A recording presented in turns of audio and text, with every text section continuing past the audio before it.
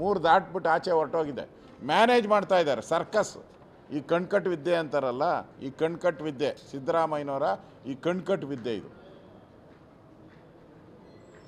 ಆ ಕಣ್ಕಟ್ಟು ವಿದ್ಯೆಯಿಂದ ಆ ಒಂದು ಆದಾಯವನ್ನು ಜಾಸ್ತಿ ಮಾಡಿ ಇಲ್ಲದೇ ಇರೋವಂಥ ಆದಾಯವನ್ನು ಸೃಷ್ಟಿ ಮಾಡಿ ನಮ್ಮದು ಆರ್ಥಿಕ ಶಿಸ್ತನ್ನು ಕಾಪಾಡಿದಿರಿ ಅಂತ ತೋರಿಸೋವಂಥ ಕೆಲಸವನ್ನು ಈ ಬಾರಿನೂ ಮಾಡ್ತಾರೆ. ಹಿಂದೆ 2 ವರ್ಷದಿಂದ 3ಕ್ಕೆ ಬಂದುಬಿಟ್ಟಿತ್ತು.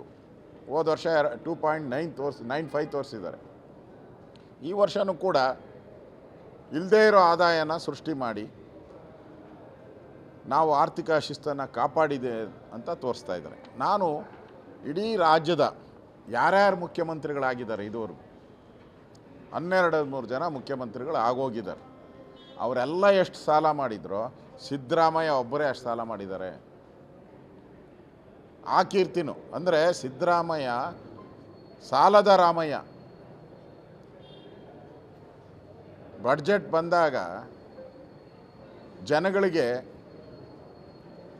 ಹೊರೆಯಾಗದ ಬಡ್ಜೆಟನ್ನು ಕೊಡಬೇಕು, ಆದಾಯ ಸೃಷ್ಟಿಯನ್ನು ಮಾಡಬೇಕು, ಆದಾಯದ ಮೂಲಗಳನ್ನು ಜಾಸ್ತಿ ಮಾಡಿ ಜನಕ್ಕೆ ಹೊರೆಯಾಗದ ರೀತಿಯಾಗಿ ರಾಜ್ಯವನ್ನು ಸಾಲದ ಕೂಪಕ್ಕೆ ತೆಗೆದುಕೊಂಡು ಹೋಗದೇ ಇರೋವಂಥ ಜಾಣ್ಮೆಯನ್ನು ಮಾಡಬೇಕು.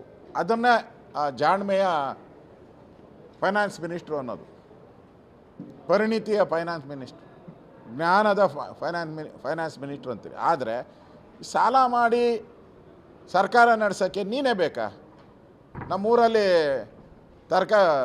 ಗುಡ್ಡೆ ವ್ಯಾಪಾರ ಮಾಡ್ತಾರೆ, ಏನು ರಸ್ತೆಯಲ್ಲಿ ತರಕಾರಿ ಇಟ್ಕೊಂಡು ಗುಡ್ಡೆ ತರಕಾರಿ ವ್ಯಾಪಾರ ಮಾಡ್ತಾರೆ. ಅವ್ರು ಬೇಕಾದ್ರೂ ಮಾಡ್ತಾರೆ. ಸಾಲ ಮಾಡಿ ನಡೆಸು ಅಂತ ಹೇಳಿದ್ರೆ ಅವರೇ ಮಾಡ್ತಾರೆ. ಅದಕ್ಕೆ ಸಿದ್ದರಾಮಯ್ಯ ಯಾಕೆ ಬೇಕು? ಸಾಲ ಮಾಡಿ ಸರ್ಕಾರ ನಡೆಸೋಕ್ಕೆ ಏನು ಹೊಸ ವಿದ್ಯೆ ಏನು ಬೇಕು ನಿನಗೆ?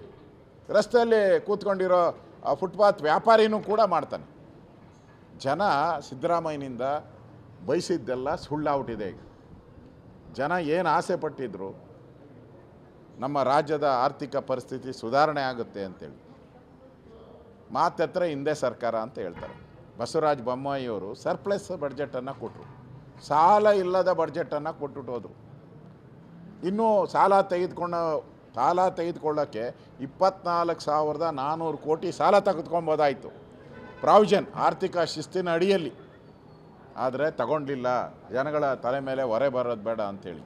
ಆದರೆ ಇವರು ಸಾಲವನ್ನು ಪ್ರತಿ ವರ್ಷವೂ ಕೂಡ ಅಪ್ರಾಕ್ಸಿಮೇಟ್ 1 ಲಕ್ಷ ಸಾಲವನ್ನು ತೆಗೆದುಕೊಳ್ತಾ ಇದ್ದಾರೆ. ನನಗನ್ಸುತ್ತೆ ಈ ಸರಿನೂ ಕೂಡ 1,15,000 ಸಾಲ ಮಾಡ್ತಾರೆ. ಇದು ಮುಂದಿನ ವರ್ಷವೂ ಹಂಗೆ ಮುಂದುವರಿಯುತ್ತೆ.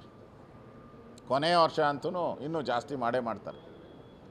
ಅಂದರೆ ಸಿದ್ದರಾಮಯ್ಯನವರು ಸಾಲದ ಜನಗಳ ತಲೆ ಮೇಲೆ ಏರುವಂಥ ಒಂದು ಬಡ್ಜೆಟನ್ನು ಮಾಡೋಕ್ಕೆ ಹೊರಟಿದ್ದಾರೆ ಅಂತ ನನಗಿರೋಂಥ ಮಾಹಿತಿ. ಅದರಿಂದ ನಾನು ಸರ್ಕಾರಕ್ಕೆ ಈಗಾಗಲೇ ಪತ್ರ ಬರೆದಿದ್ದೀನಿ. ಗೋವಿಂದರಾವ್ ವರದಿ ಬಂದಿದೆ ಈಗ. ಅದರಲ್ಲಿ ಬ್ಯಾಕ್ವರ್ಡ್ ತಾಲೂಕುಗಳೇನಿತ್ತು, ನಂಜುಂಡಪ್ಪ ವರದಿಯಲ್ಲಿ ಏನು ಬ್ಯಾಕ್ವರ್ಡ್ ತಾಲೂಕಿತ್ತು ಅದಕ್ಕಿಂತ ಜಾಸ್ತಿ ಆಗಿದೆ ಈಗ ಬ್ಯಾಕ್ವರ್ಡ್ ತಾಲೂಕುಗಳು. ಅದರಲ್ಲಿ ಪ್ರಾವಿಷನ್ ಮಾಡಿದ್ದಾರೆ 43,000 ಕೋಟಿನ 5 ವರ್ಷದಲ್ಲಿ ಇಡಬೇಕು ಅಂತ. ಅಂದರೆ ಪ್ರತಿ ವರ್ಷ ಅಪ್ರಾಕ್ಸಿಮೇಟ್ಲಿ 15,000 ಕೋಟಿ ಇಡಬೇಕು. ಈಗಾಗಲೇ ನಾನು ಮುಖ್ಯಮಂತ್ರಿಗೆ ಪತ್ರ ಬರೆದಿದ್ದೀನಿ. ಈ ಬ್ಯಾಕ್ವರ್ಡ್ ತಾಲೂಕಿಗೆ ಸಂಬಂಧಪಟ್ಟಂತೆ 15,000 ಕೋಟಿಯನ್ನು ಬಡ್ಜೆಟಲ್ಲಿ ಇಡಬೇಕು ನೀವು. ಹೊಸದಾಗಿ ನಂಜುಂಡಪ್ಪ ವರದಿ ಆದಮೇಲೆ ಬಂದಿರೋವಂಥ ಗೋವಿಂದರಾವ್ ವರದಿಯಲ್ಲಿ ಅದನ್ನು ಮೆನ್ಷನ್ ಮಾಡಿದ್ದಾರೆ ಅವರು. ಆ ಥರ ಕಾಪಿನೂ ಕೂಡ ಇದೆ. ಅದರಿಂದ ಆಗ್ರಹವನ್ನು ನಾನು ಮಾಡ್ತಾಯಿದ್ದೀನಿ. ಕಾಂಗ್ರೆಸ್ ಸರ್ಕಾರ ಒಳ ಜಗಳದಿಂದ ಒಂದು ರೀತಿ ಇಡೀ ಸರ್ಕಾರ ಸತ್ತೋಗಿದ ರೀತಿ ಇದೆ. ಒಬ್ಬ MLA ಹೇಳ್ತಾರೆ, ರಾಮನಗರದ MLA DK ಶಿವಕುಮಾರ್ ಏನಾನ ಮುಖ್ಯಮಂತ್ರಿ ಆಗಿಲ್ಲ ಅಂದರೆ ನಾನಿದ್ದರೆ ಎಷ್ಟು, ನಾನು ಹೋದರೆ ಎಷ್ಟು, ನಾನು ರಾಜೀನಾಮೆನೇ ಕೊಟ್ಬಿಡ್ತೀನಿ. ಅಂದರೆ ಸಿದ್ದರಾಮಯ್ಯ ಆಚೆ ಹೋಗಬೇಕು ಅಂತ ಅವರ ಅಭಿಪ್ರಾಯ. ಇಕ್ಬಾಲ್ ಹುಸೇನ್ ಸಿದ್ದರಾಮಯ್ಯ ಇದ್ದರೆ ನಾನು ರಾಜೀನಾಮೆ ಕೊಡ್ತೀನಿ ಅಂತ ಹೇಳಿದ್ದಾರೆ ಅವರು. DK ಶಿವಕುಮಾರ್ ಆಗಲಿಲ್ಲ ಅಂದರೆ ಸರ್ಕಾರ ಒಂದು ರೀತಿ ಕತ್ತಲಲ್ಲಿದೆ. ಕತ್ತಲಲ್ಲಿರುವಂಥ ಸರ್ಕಾರ ಇದರಿಂದ ನನಗನ್ಸ್ತತೆ ಈ ಬಡ್ಜೆಟಲ್ಲಿ ಹೊಸ್ತನದ ಏನು ಅನ್ನೋ ನಾವು ಬಯಸೋಕ್ಕೆ ಸಾಧ್ಯನೇ ಇಲ್ಲ. ಹೊಸತನ ಏನೂ ಇರಲ್ಲ ಇದರಲ್ಲಿ.